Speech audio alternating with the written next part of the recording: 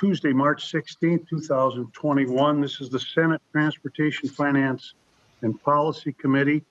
We are operating on Zoom this afternoon, and this is an official transportation meeting. And I will call the meeting to order. This afternoon, we have got one bill up. It would be the Governor's Recommendations, Senate File 957 from the Transportation Committee.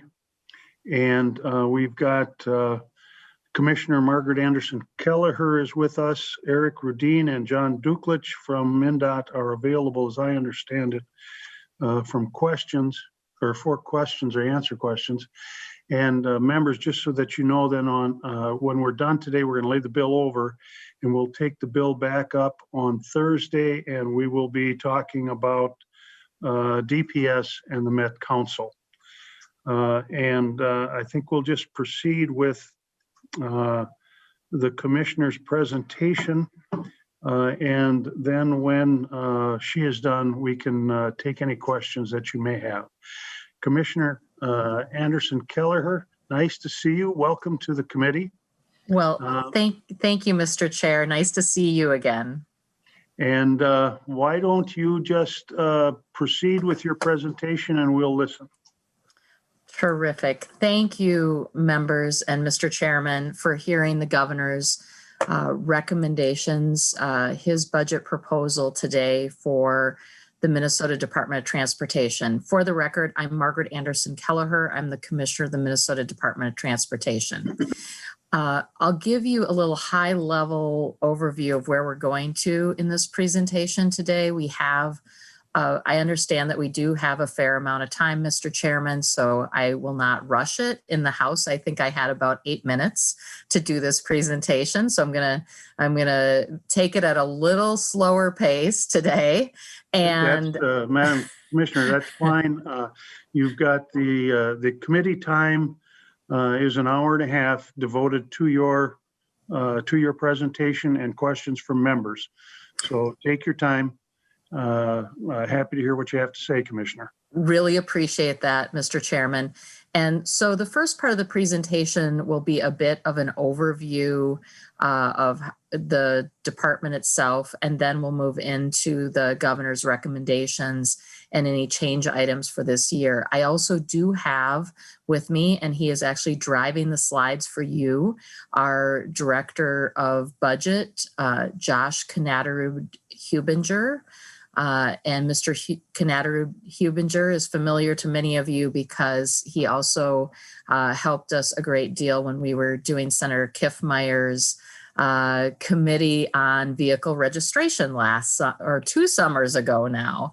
So he is with us, and a couple other MnDOTers are with us if we do have any questions later on that stump the commissioner, which probably will happen. So. All right. So, Mr. Chairman and members, MnDOT was actually created in 1976. It was combined from a number of different departments: aeronautics, the then Department of Highways, the State Planning Agency, as well as Public Service Department. And so we have existed in this state, although we have had some things go in and out of our jurisdiction over the years.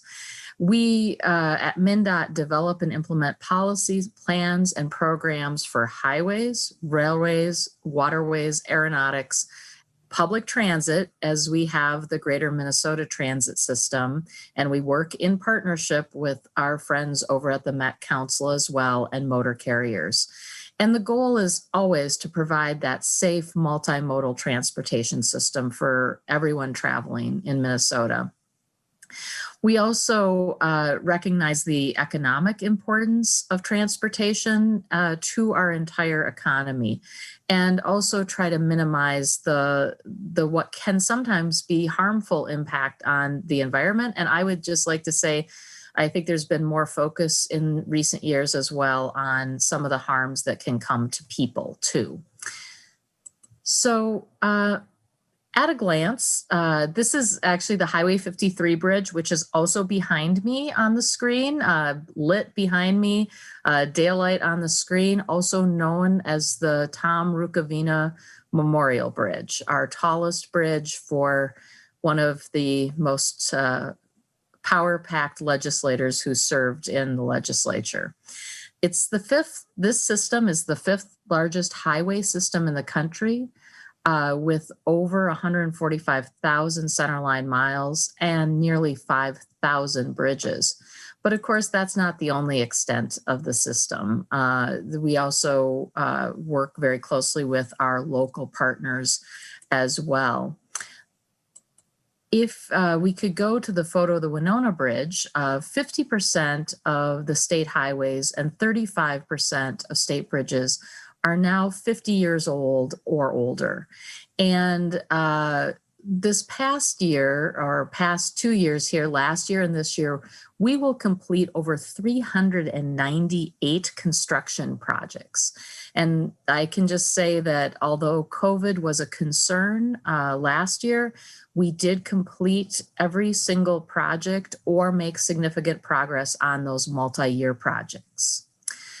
There is over 21 billion planned investment in the state highway system through the MnSHIP document that we'll talk about a little bit more here in a bit.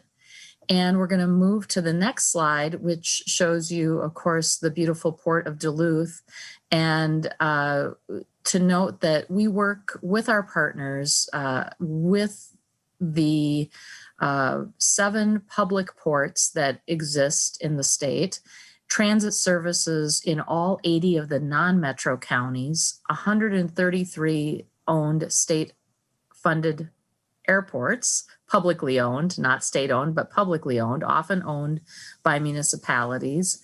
And then, of course, there's also over 4,000 miles of railroad that serves 21 companies, also includes Amtrak and passenger rail as well. The organization of MnDOT, and I know that we have been trying to get around to the entire committee to meet with individual members of the committee, but we're organized within these 8 regional areas. It's for ease of planning and use to do this. And of course, we really appreciate your attention to your district engineers when they reach out, and they often are your first line of information. I know that. I hear from them, and they have been great to work with. Now, we also have in the budget book, which I think is available both electronically and probably physically for all of you, we have put in the budget book each district. You can find district detailed pages within the budget book. We're going to move on to look at the key fiscal issues that MnDOT faces. And I think that although the governor did not recommend a substantial transportation package with new funding this year, it's still important for us to point out that we face a $18 billion funding gap over the next 20 years. And that is really to maintain the system we have. That does not include a lot of the major initiatives. And so I think that it's just important to keep this in front of us from time to time. And I know, Mr. Chairman, you are an advocate for finding different ways and new ways to fund the department. And there are many great supporters on your committee of finding more sustainable transportation funding. But I would not be doing my job if I did not point out that MnDOT does face this gap over the next 20 years to maintain our services at a level that Minnesotans are used to. And I'm going to show you a couple slides that will kind of articulate that more fully. We're going to go to the state of the highway user tax revenue and what's going on there. So in this slide, I think the most important line to pay attention to is actually the red squiggly line across the slide.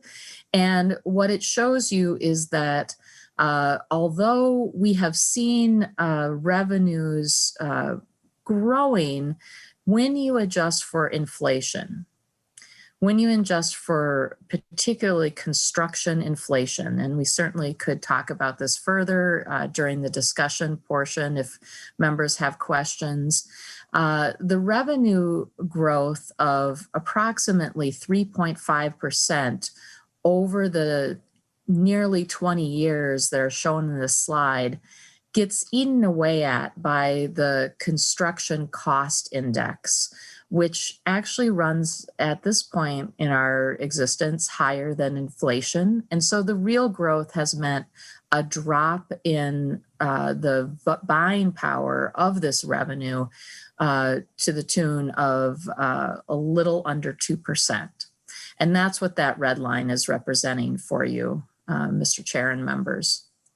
We're going to go to kind of one of the kind of how we scorecard a number of items. And first, we're going to start with bridge condition. And I want to show you this because I think it's a really important thing to keep in mind as we move forward. So our national highway system bridges that are in good condition today are largely in this, if we use a green, yellow, red category, about 35% of them are in this good condition. And then what you're going to see is that about 3.1% are actually in poor condition. The targets for MnDOT are the third column over. They show what our goals are here, and you can see we are not certainly we have not met our good condition goal. We also can see that at the end of the current 4-year program, the STIP, that we do have a little bit of increase in terms of the good condition. And we keep making progress, but we also unfortunately have more bridges in poor condition by the end of the CHIP program at 2030. And I just want to share with you all that this red category is a place that we have never seen in Minnesota to this extent before, if ever. And so that's a big concern for the agency with the National Highway System bridges. And then below it, you see other state highway bridges. And again, it kind of tells a similar story to where we may be headed to without more sustainable funding into the future. And so when we fall into those poor condition categories, that can lead to a lot of different things. I just want to say that members of the Senate and the legislature care about a lot. It includes things like having to do load restrictions, which then creates a situation where that is costing your constituents time, money, and frankly, big detours. And so we have our eye on this and would like to work in the future with you on these issues. I'm going to go next to the pavement condition or ride quality as a measure of what MnDOT has been measuring. And here again, you can see our interstate pavements actually go up in their quality over time in terms of that ride, the smoothness of the road at 50 miles an hour. And I'm sure, that is something that you all pay attention to too when you're out on the roadway. It's important to be thinking about, though, this the grades more on the national highway system and other state pavements. And you can see by the end of the CHIP, without more resources, we are going to fall into the poor to being on alert that we're headed for red. The national highway system in Minnesota has never been more than 5% poor since 2000, the year 2000. And the non-national highway system has never been more than 9% poor since the year 2000. And so under the current investment plan, the annual maintenance costs will continue to increase, and they're going to increase by $15 million by 2031. I guess if we have somewhat of a report card on how we are doing in terms of the bridges and roads of Minnesota, this is one of the ways to look at that. So I'm going to turn next to our focus areas in the governor's budget, and I will talk a little bit about each of these. First of all, Mr. Chairman, is the area of advancing technology. And this is important for a number of reasons. So I will try to go through them relatively smoothly here. First of all is the readiness to connected and automated vehicle strategies. So getting our traffic signaling ready for connected and automated vehicle, I'm going to call it CAV from here on out. CAV for freight, CAV for transit, and advanced technology in work zones, because we know that our folks who are out working on the roadway system, as well as many contractors, are the least safe in that work zone. And frankly, we try to remind everyone we're all in the work zone together when we're out on the roadways. So trying to use technology to enhance the safety of work zones. We also have a fairly large investment already in Minnesota in our traffic management systems, the systems that we rely on every single day to understand what's happening out there, where we have delays, where we have crashes. We do need some upgrades to that system. And being able to invest in things like the dynamic message signs, some of them are approaching their useful life here. And so we want to be able to deal with that. I also want to say that I think it's important that we are doing our part on the deployment of fiber optic and broadband. Many of your constituents have faced, really challenging situations in the pandemic year here, and there's more that MnDOT can do, I think, looking at some ways of partnering together and being able to put in that backhaul technology, which is really in the trench doing sort of one dig sorts of things to allow for public-private partnership going forward. Next, I want to talk a little bit about climate resiliency, which is a very big issue in transportation right now. And the first thing is the governor really wants us to restart the flood mitigation program that MnDOT has run in the past to be able to have enough funding to deal with the infrastructure in real time. And you were all very generous last year in passing the capital investment money for Henderson and what needed to happen down in Henderson to be able to raise the road. But if we could restart the flood mitigation program that we've run in the past, I think we can be more responsive to communities in real time when they have those intense weather events that wash out bridges and roads and culverts. Also, just focusing on climate resilient infrastructure, culvert resizing, as well as floodplain culverts and other improvements to make the system more resilient. I think every DOT in the country is dealing with this. The DOT in Hawaii is dealing with roads that are falling into the ocean, as is California, but the rest of us are often dealing with intense flooding events that we need to really pay attention to. The other big thing on climate resiliency that we have found that both needs to be planned for and frankly adds a lot of cost to projects is the completing trunk line sewer capacity and deep stormwater tunneling on projects. This is particularly of interest to the metro area where it has been built up over the years, and we will face this. We faced it on 35 and 94. It's very likely this is an issue we will face on the 494 project as well. And then finally, as a focus area, sustainability and livability.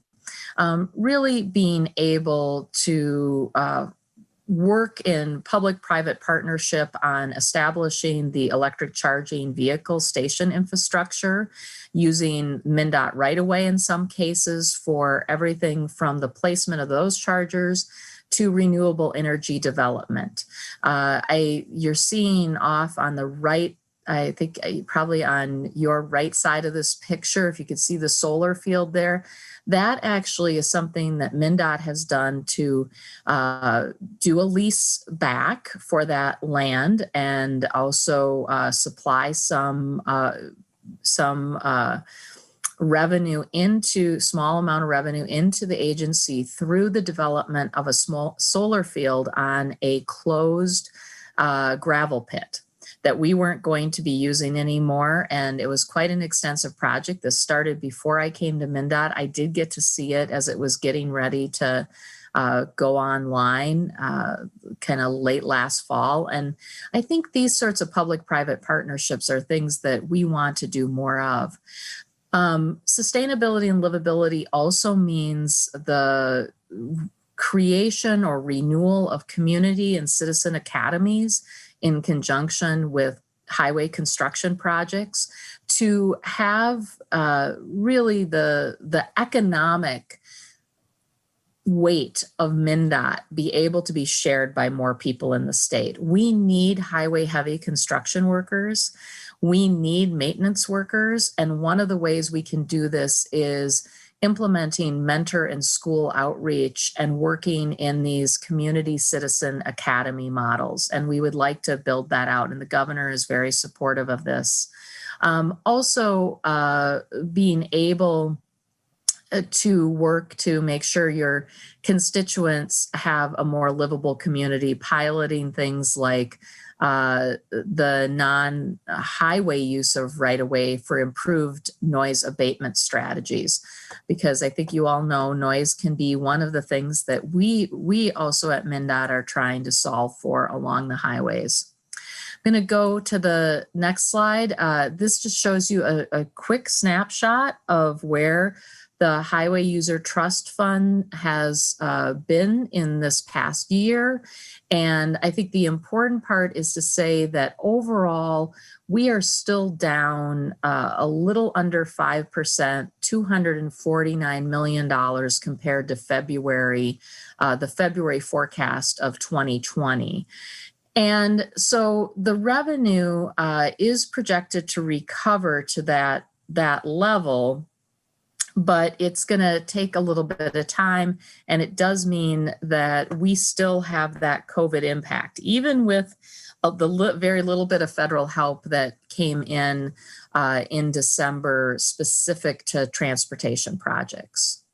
Now we're going to go a little more in detail on what has happened in terms of that federal relief, just briefly here. In March of last year, the CARES Act was passed, and really the two biggest pieces of the CARES Act helped both our transit system and our aeronautics system. And so here you can see that $54 million went to Greater Minnesota Transit, $27 million for transit in urban areas with populations over 50,000, and $227 million for the Twin Cities metro area. And I'll let Met Council talk about that when they come to visit with you soon here.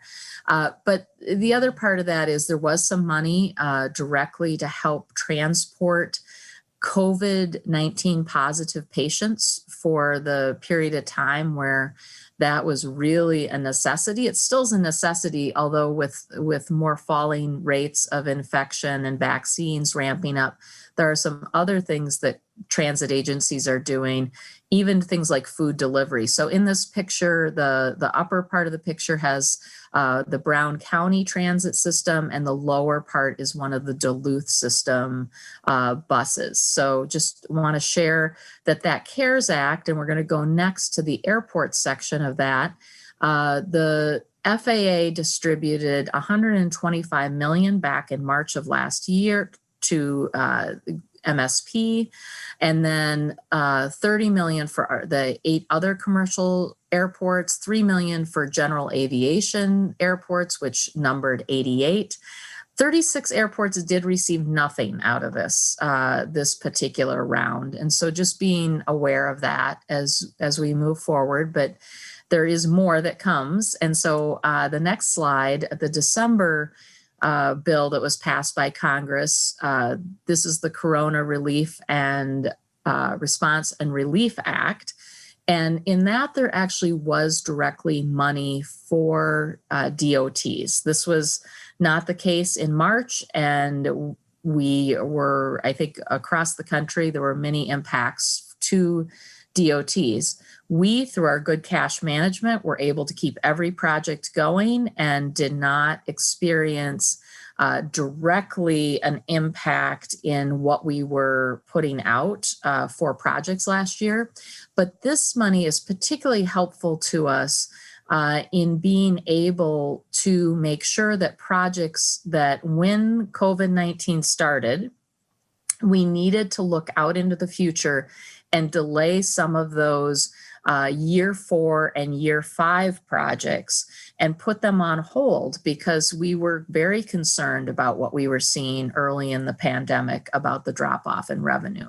So what comes from the December bill is this $162 million to our state and local system. We will be sharing a portion of that with the Met Council as well as with greater Minnesota counties and the metro counties as well, and communities. And so we certainly are happy to talk a little bit about how that is coming along. I know that's a big question you've had, Mr. Chairman, and we're getting very close to being able to share what we think is the best distribution of those dollars right now. The Federal Transit Administration also, there was more money for Greater Minnesota Transit, as well as some additional money to airports that's come out of the December bill. So we're going to go to the next wave of federal money that is coming, and that was just signed by the president on March 11th last week. It has more transit money in it. So you can see here that there's another $11 million to Greater Minnesota Transit. That will come to MnDOT for distribution. There's also more money to Met Council, as well as the MPOs that are large enough to receive money directly, Duluth, St. Cloud, Rochester, and Mankato. And we are waiting, we wait for federal aviation to tell us what will be coming out of that bill, but there is money coming. We have heard that and seen that, but we don't know the amount directly. These are actually Fairmont, Minnesota vehicles as well in this picture. I know you kind of like to know what we're showing you. So we're going to get into the depth of the budget recommendation now. So the key priorities and the key change items that the governor is recommending and MnDOT is strongly supportive of are equity, environment, and some emerging trends, safety, securing both people and the systems that we utilize, maintaining our existing levels of service, and just a couple policy items with very minimal impact. So we can go to the next fund. Here is the expenditures by fund. The Trunk Highway Fund makes up 95% of MnDOT's resources. And we have just a little over 5,000 employees right now. And the important part is we are going to move to the next slide where the governor's recommendations are.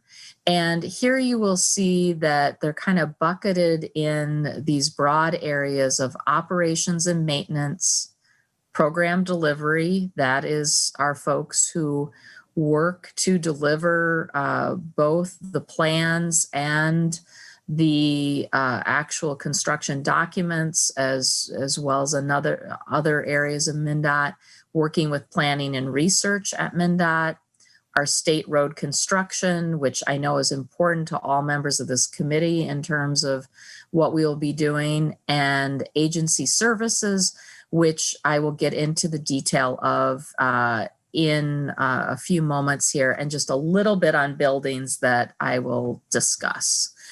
So we can move to the next slide. You have these budget changes, the kind of three big areas: equity, environment, and emerging trends. And I have slide breakouts on every single one of these, so I'm gonna keep moving. First of all, on small contracts to advance equity, it is very important to MnDOT that we continue to have a more equitable system of contractors. And so one of the ways that MnDOT has found this to be very, how have we built our more diverse contractor pool is actually by breaking contracts into smaller pieces, and also having the right size of contracts to maximize the opportunity for small and diverse businesses. Historically, businesses that have not been able to take part in the transportation system, which includes women-owned and women-led businesses and people of color. And so this has been a very successful avenue for MnDOT, and we want to continue it and grow it. We're going to move to climate change and sustainability. And so here, the money is really going into a couple of different areas. First of all, liquid de-icing chemicals for both the mixing of those liquid de-icing chemicals, things like beet heat, which uses the sugar beet as the base, and then also the storage solutions for them. And that includes, like the truck you can see here on the slide, to retrofit our vehicles with these liquid de-icing chemicals takes a fair amount of resource, both money and people time to do it. But it's something we want to expand. We have some districts that are far ahead of others with this. And what we have found is it can do a couple of things. Certain chemicals just work better in certain road conditions. They also help the thing that we don't want to have flying around off the road when we do have to use the salt chemical, being able to have it stick to the road better and have adhesion. So that's another piece of that. We also really need to increase our investment in our sustainability and public health initiatives with a couple more people. And we can talk certainly about what that gains us, but it's really the health and welfare of your constituents that are being impacted by having that area grow. And then, of course, some energy efficiency improvements at MnDOT facilities, which we think we can save some more money in that area. Going to move to climate change and sustainability in more detail. One of the other pieces is to dedicate half of that $75 electric vehicle surcharge, capped at $1 million, to the EV charging infrastructure. And that would average about $400,000 a year to be able to utilize that, and being able to install these 4 DC fast and 31 level 2 chargers. Now, I do not own an electric vehicle. I know some of your members on the committee may own an electric vehicle, so they may have an even better sense of this. But what I do know, Mr. Chairman, and what we've heard, and I listen, we had a very good meeting with Senator Howe recently where we talked a multi-agency group about what's happening here. We know that the system will become more electrified in terms of vehicle charging. And we know that particularly in rural areas, to have the range it's called range anxiety, when you don't know if you can recharge your vehicle. And so working together, trying to put in place that initial charging infrastructure that will be needed. And then we're going to keep moving here. I want to show you this slide. I actually really love this slide, but there's a lot on it. And this slide talks about our vulnerability in Minnesota in terms of climate impact. And so if I could just point out the three things that are in the red or maroon color that are impacting us. And certainly if members want to take a little bit of time on this slide on their own, I think it's quite interesting. But floods, warmer winters, and invasive species are some of the very high or high impacts that we have. You can see these other impacts. Drought can create issues in the system. Extreme heat is a medium-low problem in Minnesota right now. And then, of course, severe wind and wildfires are a little lower. But the important part here is we are actually being impacted by these things already, and our infrastructure system is having impacts. And so working together to work with local partners on how to combat and really strengthen both the infrastructure and, in some cases, where we need to, even looking at different locations of infrastructure. Going to go to the next slide. Last year, we did come to you with some drone legislation. We are back again with similar drone legislation. And part of this is because right now, the fee to register a drone is $100. And we really want to move that down for small drones to $25. The idea there is to get compliance. And this is very important. You maybe have heard from constituents who have privacy concerns about their neighbor flying a drone or what the drone is doing there. But it also, frankly, has a big impact on the aerospace system. And drones can be really a problem. So we would like to see more people registering their drone so we can understand the use of the drone, and then people can sort of like registering your car. But these small drones, they're probably not even costing the person more than $100 at this point. So getting them to register the drone would be important. We also would like, and Mr. Chair, I know you had an interest in this last year, allowing commercial drone operators to use an on-demand insurance type service. So basically this gets to folks that are out there doing photography, some of the ag uses as well. And so instead of paying for a yearly policy, when maybe you're using the drone 10 times a year, you can purchase a policy that would cover the drone for that activity.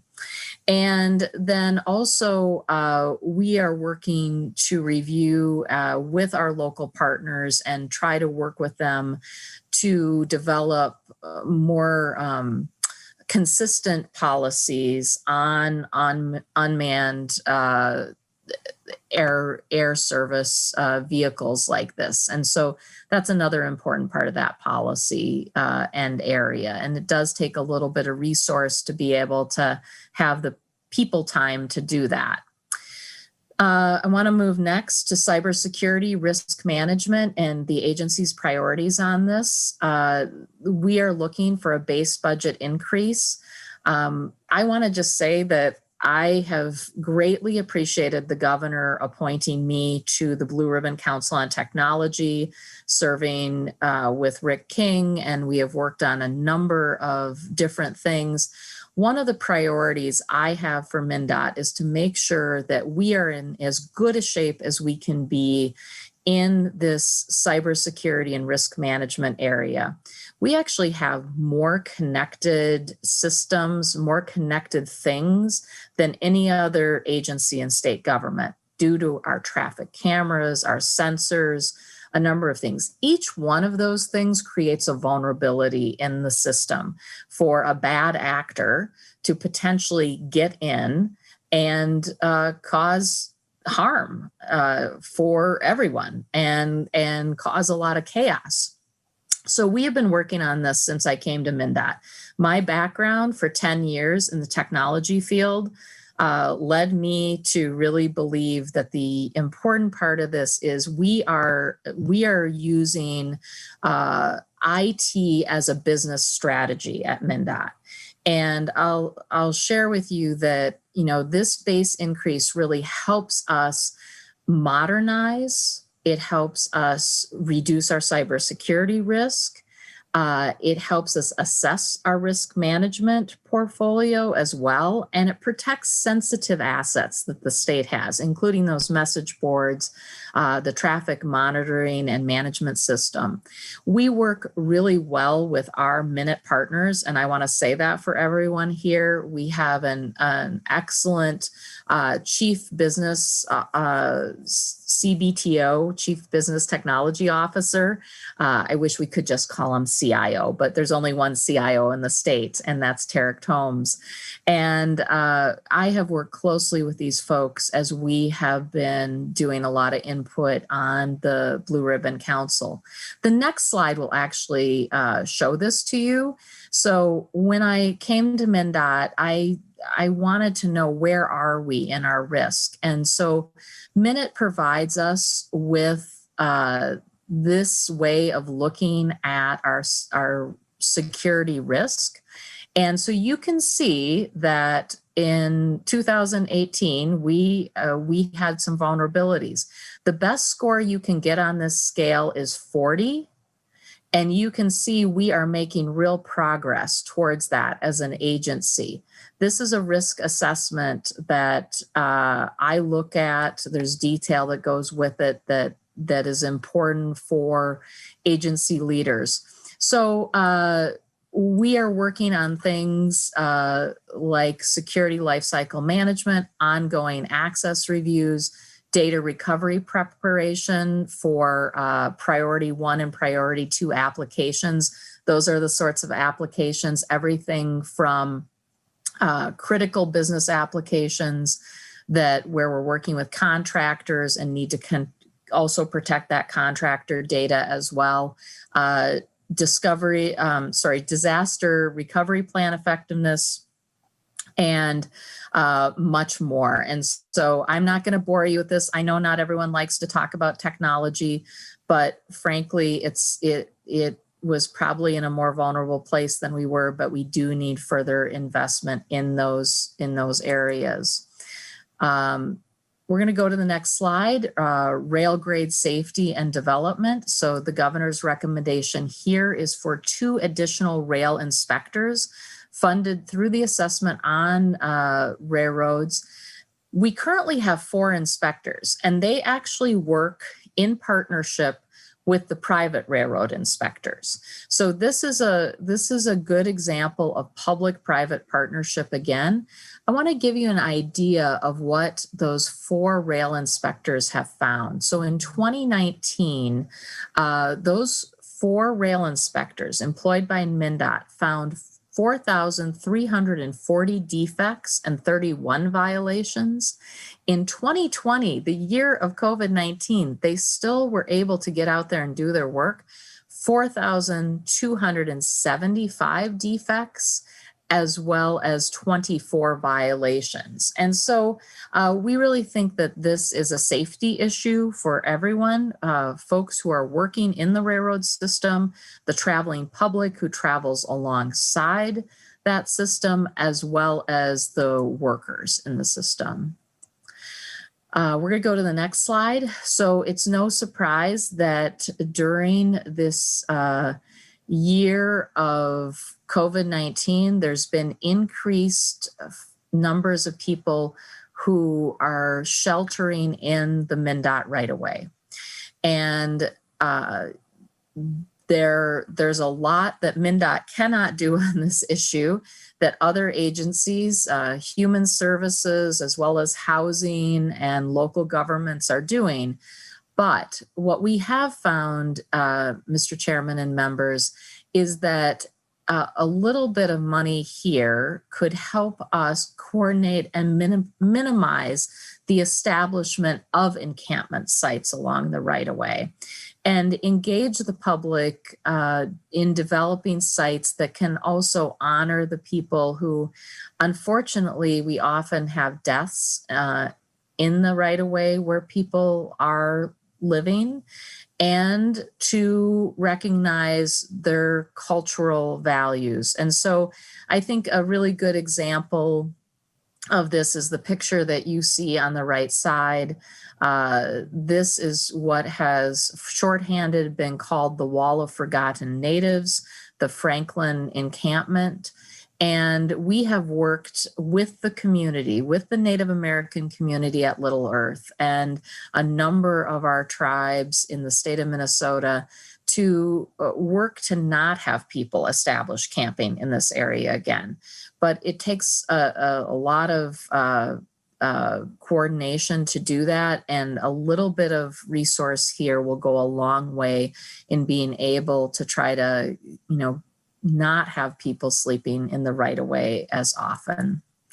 Then we're going to go to the state road construction appropriation. The total request here is $117 million in 22 and 78 in 23. And here the important part is being able to continue the state road construction appropriation and the work that goes with it. We have performance targets. That's a little bit of what I was showing you early on in that report card type section. And we want to do our part to make sure that we are meeting our performance targets. And this state road construction appropriation really helps us move towards maintaining that current level of service.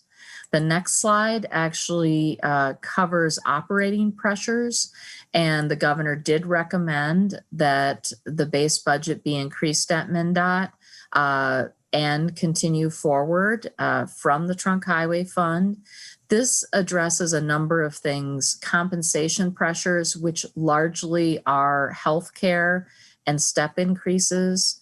We had a small increase, or actually it's quite large, I have to say, but we negotiated with the MAC on the Cedar Truck Station location. And so there's an increase in the lease payment for that Cedar Truck Station. That is out on 62. It's a critical truck station for the system because to service both the east side of the 494 corridor as well as the east side of the metro. This is kind of one of the key stations that we have. We also have a small increase in the central office lease. Of course, we do not own our building at the central office. The Department of Administration owns that building. And then you could see a little bit of a base budget increase there as well. Oops, sorry, I just got myself off track in where I was. So hang on a second. I need to catch back up to myself. So if we could go to the next slide, we also are recommending an increase in the administrative cap for the Transit Assistance Fund. This is very important to your those 88 transit providers out there, 80 transit providers who are serving greater Minnesota. I think I just conflated 88 airports with 80 transit providers, but it allows the increase of transit assistant funds to be used for administrative costs. And so we would recommend changing to 2% of annual revenues. The estimated cost you can see there is about $1.4 million a year. And it's consistent with administrative costs for other funds like our county state aid highway fund, our municipal state aid fund, et cetera. So it has been unchanged since 2009. And so that is the reason for that request. Then we have two small policy items. The sale of surplus, excess, and unsold land. We would like to streamline this process further. So we would like to have the policy change be that realtors can negotiate down to 80% of the certified appraised value instead of 90%, which is the current law. It also allows MnDOT to sell unsold land for at least 80% of the appraised value, and allows MnDOT to sell some excess lands directly to the directly adjacent landowner, which I think just kind of makes sense for most people. There's a potential cost savings here of $12,000 a year. I know it's not a huge amount of cost savings, but the streamlining of it will allow free up some time at MnDOT, as well as move this land off of the state rolls where it actually maybe can be used more by community. And then finally, the final policy, and you're probably gonna chuckle just a bit as you see a horse and buggy on the screen now, but we do want to make sure that people who do travel by horse and buggy would be identified as a slow-moving vehicle under Minnesota statute. Clarify that the emblem must be displayed by the horse and buggy as a slow-moving vehicle, and partner with DPS to actually create a safety manual to help drivers of motorized vehicles, the drivers of the horse and buggies. And if you're familiar with the culture of people who are using horse and buggy today, this is unlikely to be utilized by that group of people as an electronic. More and more of our stuff is going electronic, but we actually do need really to produce that paper copy here to be able to get the word out. And so that is our presentation for you today. We certainly are happy to take questions and provide more information, Mr. Chairman. And thank you for all that time. Thank you, Commissioner. And I really did want to give you ample opportunity to present the governor's recommendations.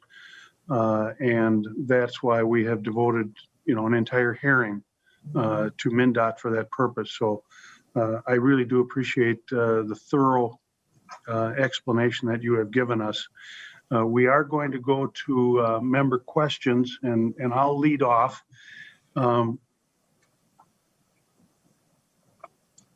There's a provision in the bill regarding turnbacks out of the flexible highway account. And part of the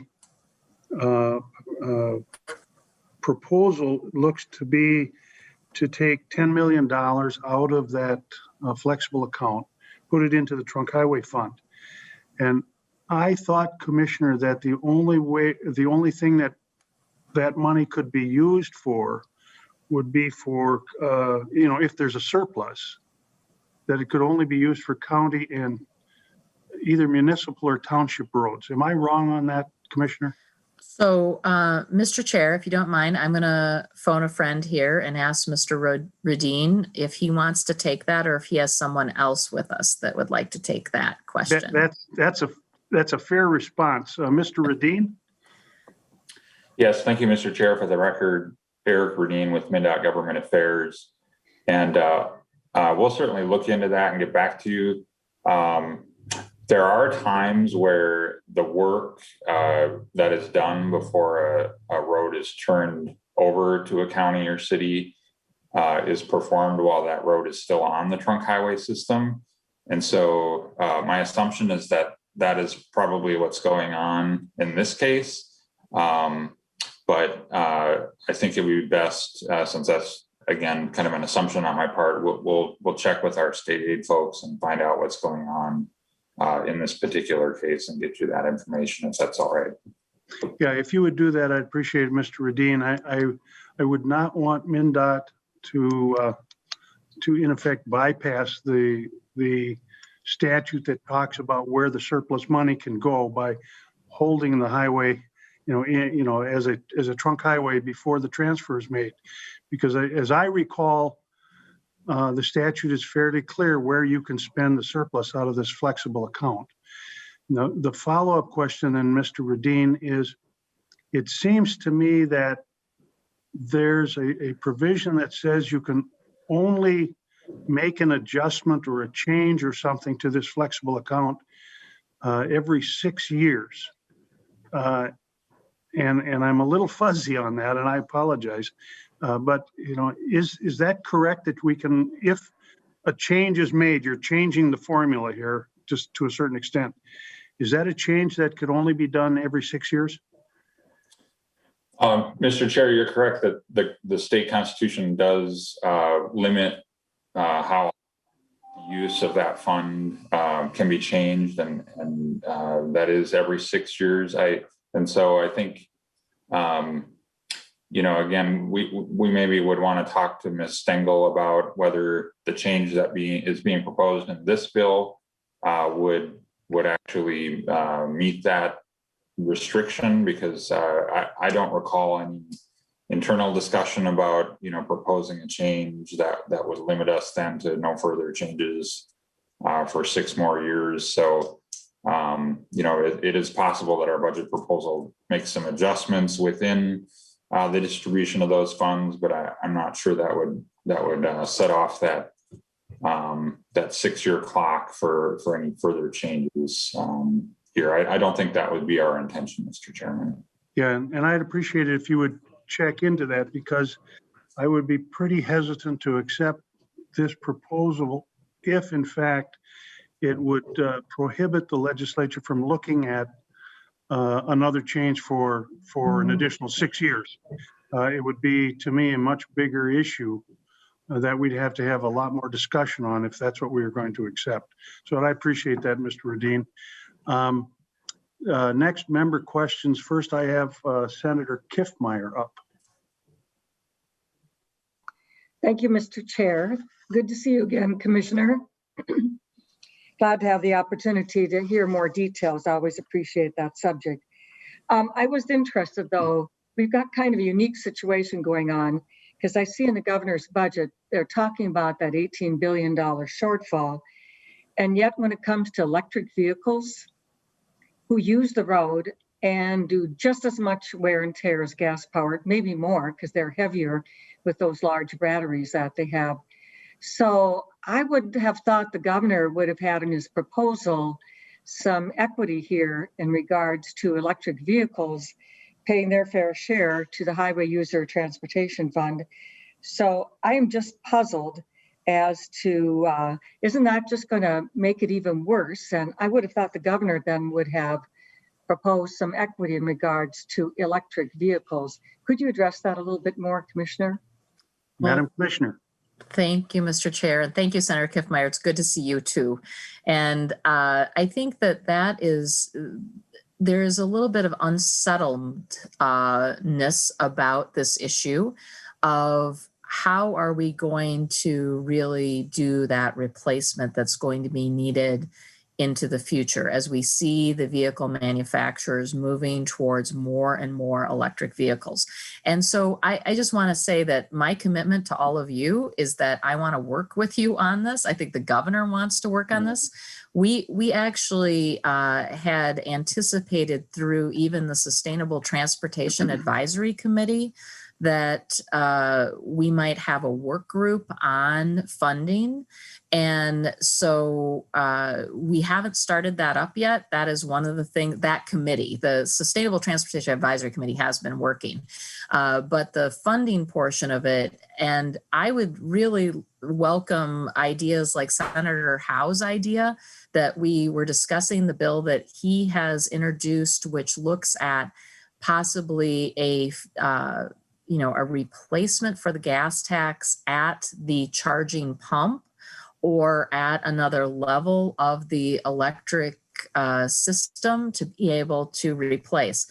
Now, I think this small amount of money that we're talking about here, right now, electric vehicles actually on whole pay more in because they are more expensive. And so their sales tax receipts, as well as their vehicle registration, tends to be much, much higher than a regular vehicle.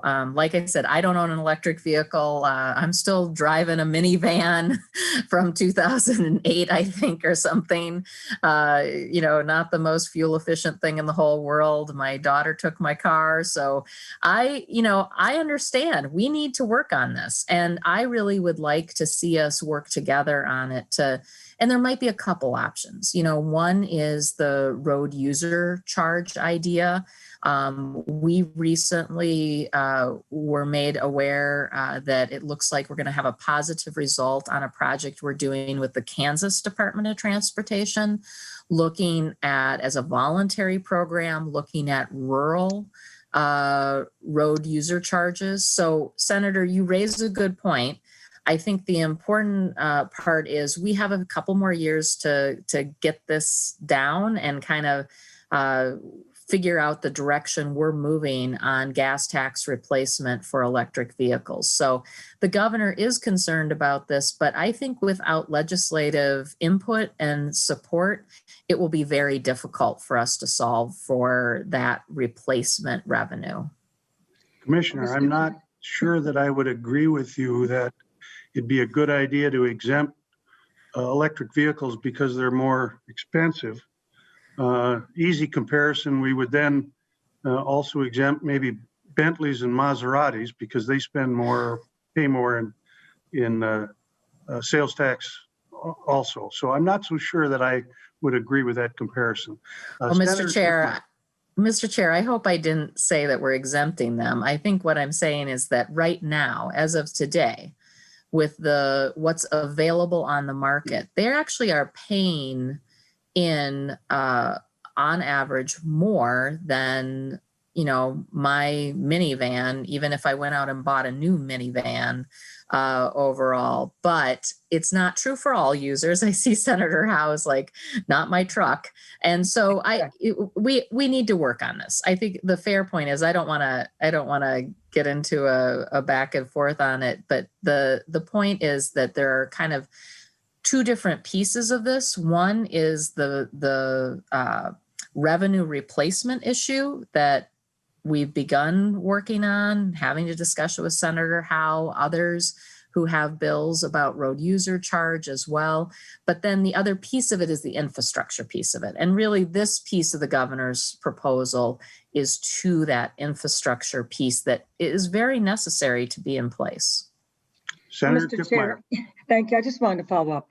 When my constituents find out that there are free electric charging stations paid for with taxpayer dollars, for them, that is really frustrating to them, and saying if they're that good, then they should be able to pay for their own energy, just like we pay for gas. And portions of that gas go into highway user tax distribution fund account. And I don't think this can wait though either, Commissioner. I appreciate committees, as they say, sometimes give it to a committee, but seriously, I think there are enough ideas right now, whether it's Senator Howe or Senator Newman. So thank you, Mr. Chair. I know there are others with questions. Thank you, Senator. Senator Dibble. Thank you, Mr. Chair. Just checking with Senator Jasinski. I think his hand was up before mine. Is it okay if I go? It is okay if you go. All right, very good. Thank you, Mr. Chair. And thank you, Commissioner. Appreciated some of the exciting initiatives that you presented of the governors around the small contracts to, try to, spread around some of the construction effort and other kinds of services that we look to the private sector to provide to make sure that people have a fair shake at offering their services and starting businesses, et cetera. So that's great. And, certainly the environmental initiatives around MnDOT facilities, as well as climate resilience, which we're talking a lot about in the Environment Committee because we're trying to deal one by one with all of these flooding issues all around the state. And I know we have an entire transportation system that's very, very threatened by what will be inevitable changes or ongoing changes to the climate, no matter how well we do in reversing our climate trends. We're going to endure some impact in the meantime. But you, as you were presenting the need, Senator Kiffmeyer touched on this a little bit. You also mentioned that nothing was in the proposal to address the mounting need, the aging infrastructure, the safety needs, et cetera. So I'm just curious to know what the long-term vision is for the governor and the agency. We obviously have to get back to that at some point. And so wondering how we might think about that, given that we've been talking now for a number of years about how quickly we're falling behind with the aging infrastructure as it is and losing ground with the erosion and buying power that inflation has on our resources. Madam Commissioner. Mr. Chair and Senator Dibble, thank you for that question. I just want to follow up on one thing that Senator Kiffmeyer said. I want to be very clear. The chargers that the governor is proposing are not free. So it is more the placement of the chargers in the MnDOT right-of-way, the working on the planning of that. I would say the only place that there is even potentially like looking like free charging is when we're charging our own vehicle fleet, and that's for business purposes. We wouldn't charge our employees to charge an electric vehicle that is a MnDOT vehicle, not a private vehicle. We actually have policy on that already. And so I want to be clear that the chargers we're talking about are going to be actually run by private companies. And this is an example of something I think most of you want us to be doing, is more public-private partnership. On to Senator Dibble's excellent question. And I think that, when the budget was being assembled by the governor and lieutenant governor and cabinet agencies, we were in the throes, and we still are, of the pandemic and COVID-19. And there is a lot of needs in our communities that are related to the COVID effects.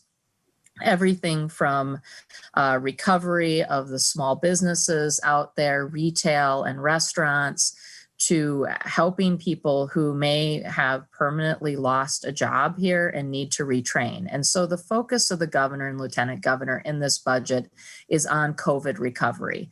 And there is no doubt that in a long-term recovery for the economy, infrastructure is an important piece of that recovery.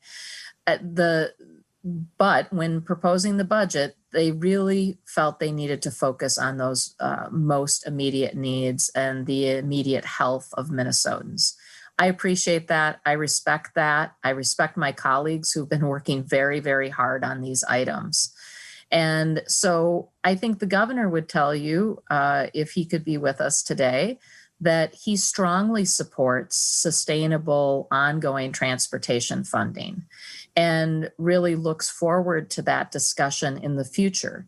That very likely, because we saw the proposal 2 years ago, would rely upon the three major workhorses of our system.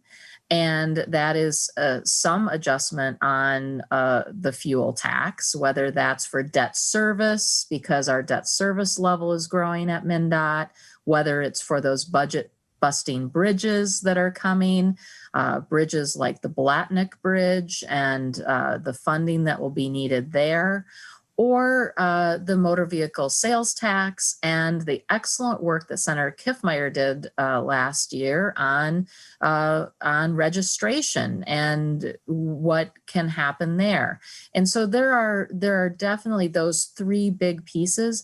But then I think we've already touched upon the fourth piece that needs to come into play. And I think it is important, actually, that we have some more political agreement on one or two options for the electric vehicle and how we are going to get revenue into the system that eventually takes over a longer period of time for the gas tax. And so the governor is strongly supportive of a sustainable package, but also knew that in this remote format, everything that you are all going to have on your plates this year, that it was going to be a very big challenge to put forward that sustainable transportation package. And so I really invite all of you to bring those ideas forward of what might be needed to close that $18 billion gap. And that $18 billion gap is only to maintain current level of service. It really is not to do things beyond that at this point. And so that's a challenge. Senator Dibble. Thank you. And I appreciate that response. And, don't disagree that people are stretched thin right now, and being sensitive to that. I do believe, however, that and you touched on, I do believe that infrastructure investments can be a part of a more short-term path to economic recovery, as evidenced by advancing, a bonding bill, for example. And we know that in years past, that's been a way of stimulating, both, connecting people to jobs and other opportunities that transportation represents, that's what it means, but also, of course, getting people to work immediately, building that kind of infrastructure and the like. And in light of the fact that the gas tax in particular has lost so much ground to inflation, gaining a little bit of ground to inflation means that people, in truth, are paying no more for their transportation fuel than they would have been, 5 and 10 years ago. And of course, if you go back 20 years, we're all paying much, much less in gas tax overall, have for a long, long time. So I just think it's hard to argue urgency if you pause on, striving towards that. So all a gentle critique. I respect the priorities and the sensitivities in this current pandemic downturn, et cetera, but would encourage us to take a look at what this kind of infrastructure investment might actually mean in people's lives and in our economy, and the return to economic recovery. Thank you, Senator Dibble. And members, I have 2 more members that wish to ask questions, and just a gentle reminder, we've got only 15 minutes remaining. And I do intend to adjourn at 4:30. Senator Jasinski. Thank you, Mr. Chair, and thank you, Senator Dibble, for talking about some of those items. And again, mine is a little bit out of order now because I was going to talk after that. But again, I don't mean to belabor the electrical discussion, but a couple comments that were brought up about the electric vehicles paying more, and I guess I would respectfully disagree. My 2019 Dodge Ram pays the same amount, very close to what an electric vehicle does. But with my Dodge Ram, I can't have an electric vehicle because it won't pull my boat or pull a snowmobile or plow my driveway or all the things that we use it in rural Minnesota for. We don't have those. We can't use electric vehicles because it just doesn't yet. I mean, at some point it will come. So I get that and I understand that. And I do respect that. As far as some of the discussion on top of that about the charging stations, I do have some concern. I believe we already have the infrastructure out there. If someone needs to fuel their vehicle, that'd be either electrical or with gas. They want to either probably go to the bathroom, get something to drink, buy something, get windshield washer fluid, and that infrastructure is already out there in our private businesses across the state. So I'm fine with the public-private partnership, but please remember that we have a huge infrastructure of those private businesses that are across our state that are paying property taxes, they're paying employees, they're paying all those things into our budget, and they're there now. And again, at some point, I probably will have an electric vehicle when it is a truck, and I agree with that. But at this point, putting those charging stations, there's no public gassing stations out there that I know of, unless I missed one. But it kind of goes to the, I think you called it range anxiety. I mean, I get anxiety when I'm not going to get to the next gas station. I'm running on low. But I think we need to use those public-private partnerships to help incentivize these businesses to getting electrical to those stations that already exist. Again, they pay a ton of property taxes. I just brokered a sale of a gas station. They pay a lot of money in taxes, property taxes.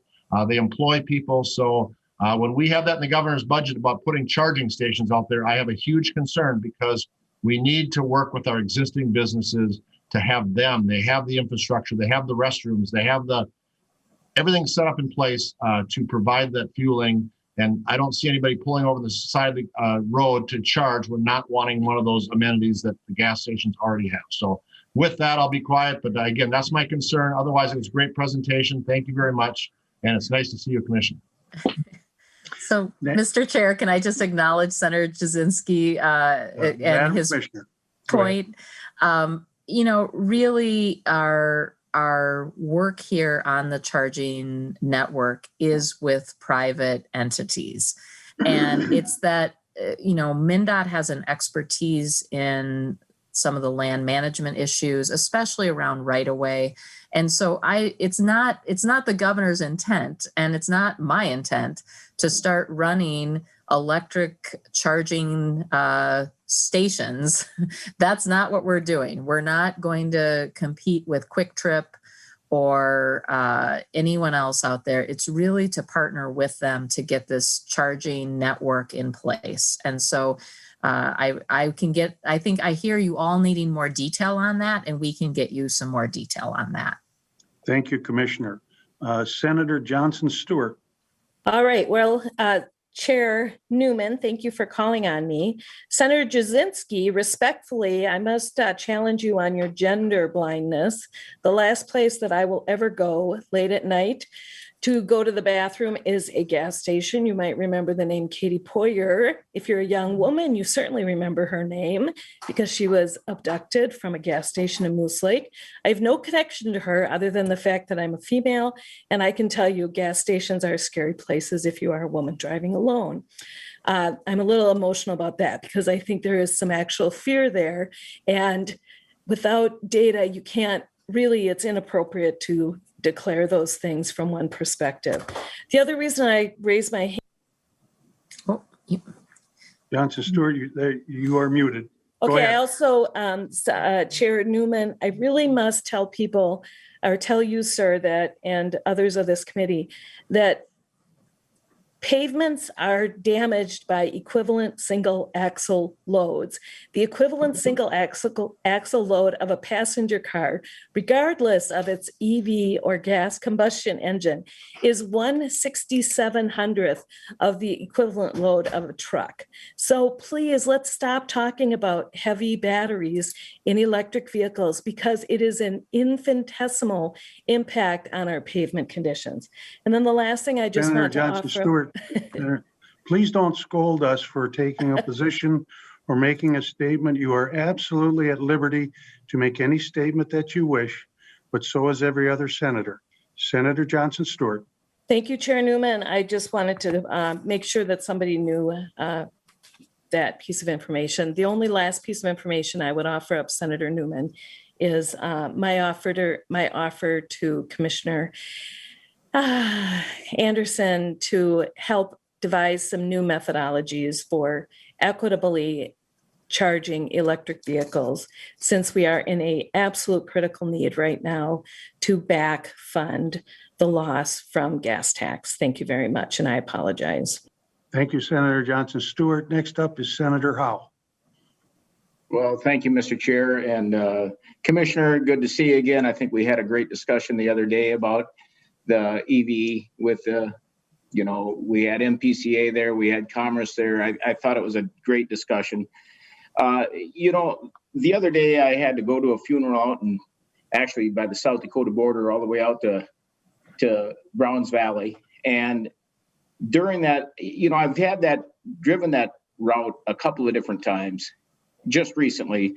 And it wasn't too many years ago, they just did a mill and overlay where they put blacktop on top of Highway 28. And now this last trip I went out there, I could not believe how it had deteriorated. And so my question comes to you, why haven't we spent more money on long-term fixes instead of the short term, I'm going to give you a quality, smooth ride for a short period of time. And I think we've done that so often that when you look at the quality of our road network in the state of Minnesota, it has really reduced down to where most of our roads now don't have a very good life expectancy. Instead of doing a long-term fix, trying to get a 20, 30-year fix, we do a 10, 12-year fix or a 5-year fix. And now we have exacerbated the problem to where now most of our road network has very, very short livelihood or a life expectancy left. Where are we going to how can we get to that long-term fix? And don't tell me more money, because I think that's a wrong answer. I think we do long-term fixes, just fewer of them, and get better results. Commissioner? Madam Commissioner. Well, thank you, Mr. Chair and Senator Howe. Well, you're kind of tying my hands behind my back there, and maybe my legs too, and pushing me right off a bridge if you tell me that I can't at least tell you that I think, one part of the solution is more resources. The long-term fix, usually the concrete fix, and we are doing a lot to try to move projects into that long-term fix category. We're going to get you some information about Highway 28 to see more detail about that particular roadway. We on the interstate system, it is concrete. There's a lot of concrete being poured out there. It is really a very good solution for a very long time. I mean, and Senator Kiffmeyer knows this too, out on the 94 stretches that we're doing. Those are concrete fixes. The hard part is the depth, the cost of materials, the construction index that we were talking about, inflation index. The inputs have not gone cheaper. And so I think that's another piece of the puzzle. We also do try in the work that's being done on planning we do have the Pavement Investment Evaluator coming, the PI. It's actually being, and I know that's an interest of yours, that will help our planners and engineers make the recommendation for the right fix in the right roadway and give some options. And, there are cases where in between a major redo, we do use the bituminous asphalt products to be able to extend the life of the roadway out until that major fix can happen. And you saw that in the last couple of years out on 94 between the two cities, where there was an asphalt overlay put down over a still pretty strong base, but we're coming to the point in the next 8 to 10 years where that will be a programmed project, the Rethinking I-94 project, because at some point the base becomes weak and it can't hold. And then you get a lot of failure in the roadway. I am not an engineer, and you all are quite aware of that, not like your Senate colleague. But I think the point here is we do need to make sure that we are putting the right fix down on the right roadway, especially where we have that heavier vehicle traffic, truck traffic in particular. It's an important place. And I promise you I will continue to work with you on this. I will say that this is an interesting situation, Mr. Chairman and Senator Howe.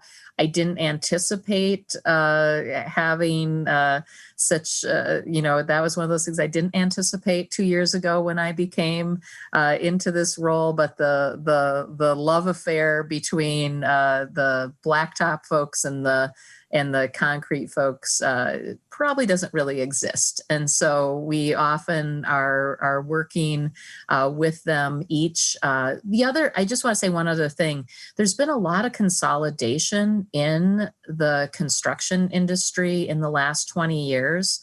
And so 20 years ago in Minnesota, we had more small concrete construction firms. We had even more small construction firms who could do highway heavy work. a lot of consolidation has happened through the recession that created a situation where, although some of these companies hold their Minnesota name, they are owned by rather large companies, and sometimes people don't realize that and that means that it's not quite as competitive, right, when you're getting bids and things. And so I think it's one of the harder things we deal with. It would be great if we could have some more competition in Minnesota. Minnesota raised up competition on the highway heavy front again. Senator Howe, you have a final follow-up question? Very good. Madam Commissioner, I have no more senators who wish to answer question. Any final words before we adjourn? Well, Mr. Chair, I actually did see Senator Kiffmeyer's hand go up, so I don't know if you want to. Oh, I just saw it myself. Senator Kiffmeyer, one final question, and then I'm going to allow the commissioner to make any final comments that she wants, and we'll be out of here by 4:30, I hope. Senator Kiffmeyer. Thank you, Mr. Chair. I was hoping to have a chance. I couldn't get quick enough.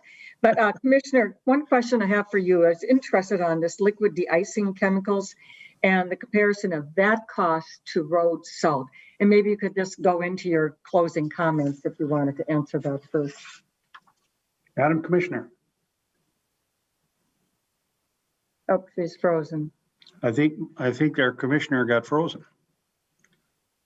I don't think it was that tough a question, though. De-icer. There she comes. I saw her. I think I was frozen. Yes, you were. Go ahead. So, Mr. Chair, Senator Kiffmeyer, I only heard the beginning of the cost of liquid de-icing product. Was it versus the salt type product? Let's have Senator Kiffmeyer rephrase her question for you so you have an opportunity to hear it. Senator Kiffmeyer. Thank you, Mr. Chair. Yes, Commissioner, we were talking about de-icing, and when you froze there, it led to a couple humorous thoughts of de-icing. So, but yes, the question was about how much more does that liquid de-icing, what's the cost benefit between this and road salt, if you know yet? Madam Commissioner. Thank you, Mr. Chair. Thank you, Senator Kiffmeyer. We actually estimate a 25% savings by using the liquid product. And it's not that we don't use the rock salt anymore. We certainly do, but it actually is matching the condition to the right product, as well as making sure that when we do put that rock salt down, it is staying on the road. And so that's another part of that proposal. And of course, then we also have the liquid products work better at the colder temperatures as well, which seems a little counterintuitive, right? But it's because, they can stay on the roadway itself. So there's a lot to talk about there, but it does have 25% cost savings, as well as, it helps the waterways in the state to not have so much of that exposure. And frankly, it even helps in a lot of cases the infrastructure by not having the corrosion effect. Senator Kiffmeyer? Okay. Commissioner, we're just about out of time, but any final words that you want to express regarding the governor's recommendations? Well, Mr. Chair and members, we look forward to working with you on the governor's proposal and hopefully answering any remaining questions that you have as you go through the rest of this session. We and our team remains available to you at any time, any day of the week, as you're all well aware, to help craft a proposal that you'll be proud of. I think that the governor's ideas here are sound ideas. They're ideas that we hear from Minnesotans all the time, the things that they want us to be focused on. And I know you have some ideas as well, and I'm sure working together we'll be able to put something together that can be quite successful. I just want to thank you again for all the time. It really is a gracious thing to give us an entire committee to talk about these issues. Thank you, Commissioner, and thank you for coming before the committee this afternoon. With that, we have completed our business. And Ms. Stengel, if I do this wrong, I want you to wave at me so we can straighten it out. But it would be my intention to simply lay the bill over. Would that be correct, Ms. Stengel? With that, Senate file, I'll get my number here. Senate file 957 is laid over. We have completed our agenda and we are adjourned.